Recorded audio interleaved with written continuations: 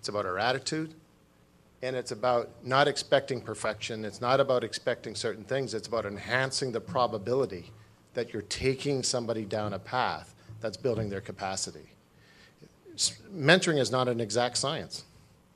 There's going to be bumps in the road. There's going to be curves. There's going to be things. But those are all part of that influencing, that relationship. And that it's the bumps and the curves oftentimes that individuals learn more about themselves than the times when things are smooth. And so it's that stance you take. And what is your stance? Is your stance one that invites curiosity? It invites respect? It invites connection?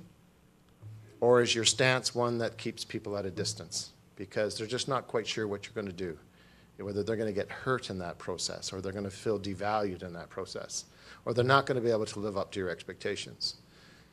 And so the starting point of this whole thing is your attitude. It's our perception of things and where we start.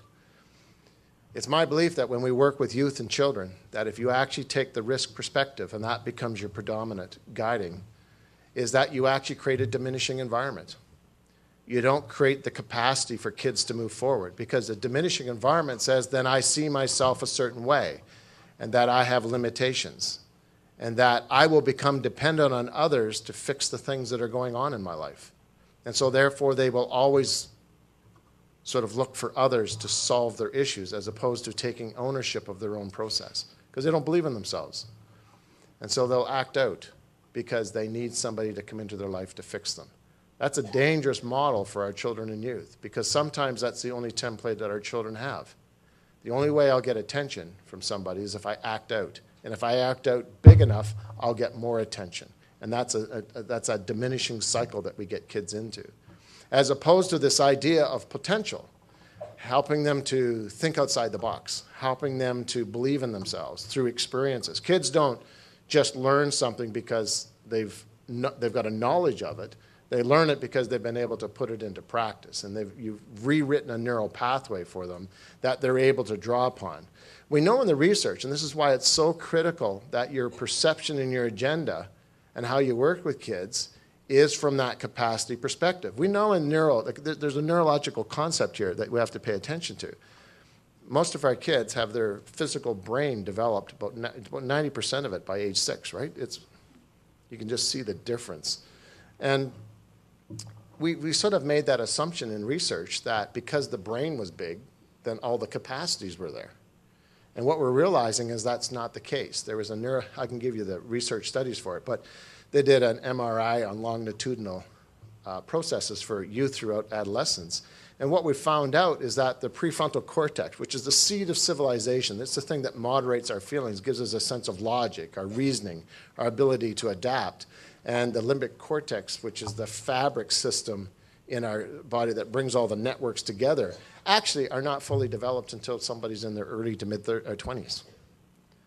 So you've got kids that have these feelings, but they don't know what to do with the feelings, and they disconnect with their behavior and their emotions. And what we do is we tend to label it. That's inappropriate. That's bullying. You're being defiant. And it's not because the kids are purposely doing that.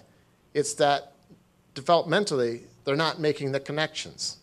And so when you start labeling, what you then start doing is hardwiring their perception of who they are, how they cope, how they respond to things, which then starts to become a pattern.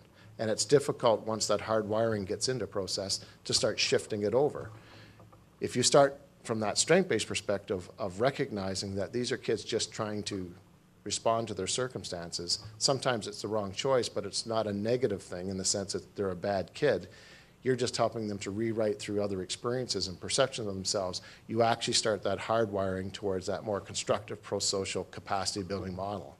So it's very critical when you think about how we engage, the language we use, the way we understand behavior. Are we hardwiring to capacity, or are we hardwiring to this diminishing model? And we play a big role in this. And so it's not just haphazard stuff. Again, it comes back to this strength-based model concept is very purposeful. And we need to be purposeful in what we're trying to develop.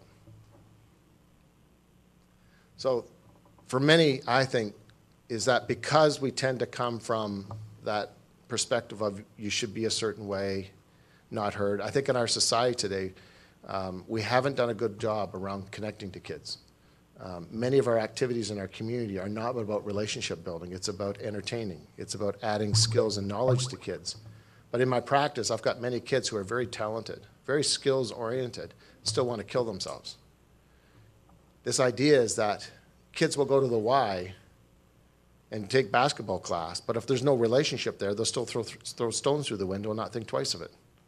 Because it's not a relationship. It's not a value system. They don't value the why because you just taught them basketball. They'll value the why because the basketball coach spent some time after spending time with them, getting to know them, having a story, understanding where they're coming from. We've got to get better at this idea of how we connect, but it comes from our perception. So if change is going to occur, my model is that we have to change first, not kids, right? And that's the shift. Engagement. I think the primary focus of a strengths perspective is on strengths, abilities, and potential, not on their deficit weakness. So again, it's that idea of, do you have models? Do you have ways to explore strengths? And do you know what to do with it when you see it? And how can you build upon that and move it in a positive direction? I make no assumptions about kids and what we're building in kids. I worked with a lot of First Nations kids, and we used to have them in treatment centers. And I thought that was always a negative thing when we took kids out of community and sent them to treatment centers for 6 to 8 months and then send them back to community, because what we did is we disconnected them from all their valuable relationships. Made the assumption that when we created a controlled context that we would change their behavior and that they should have relationship with us. Well, wrong. But this young lad I actually had 2 years with, and we started to develop rapport. He came to me initially, really, he had been burnt on about 80% of his body. Somebody, when he was bathing as a young child, poured a hot kettle of water over him. And so when he came to me, he was all bandaged up. And so his sense of who he was very fragile. His sense of what he could accomplish in life was almost nil. But over time, what I saw was the bandages coming off, dressing a certain way. The hat came off. The scarf came off. And he started to have this sense of who he was. And he started to move towards independent living. He started to have a job, stuff like this. But in our policy at that time in the province, that when we receive kids, that they need to go back to their communities. And the concept of relationship was so important here, because when the young lad went back to the community, he committed suicide within 2 weeks. This idea of mentoring is not for cowards. If you're going to enter into a kid's life and start that process, you be ready to go the distance with them. Because I think what happened in this case here is this child went back, and he didn't have a place to stay, so they put him into a hotel, which was a rehab for alcoholics. And he got overwhelmed because we had taught him that he had potential, that he had something, that he could do things in his life. When he went back there, he experienced an environment that didn't believe in him and was totally hopeless. So sometimes that process of building capacity in kids, if we're not working together as a village, and what one person starts and builds on, that others are coming alongside and enhancing that and continuing that process, we may be setting up many of our kids for failure. Because what they're saying is, you'll only go so far with me, or other people are going to determine who I am. And so this idea of starting with strengths, but the idea is that what you start, you've got to be very adversary about continuing that process and making sure that others are adding to that picture and moving on. Because mentoring sometimes is a short influence, longer influence, but usually it's not a lifelong unless that's a unique mentoring relationship.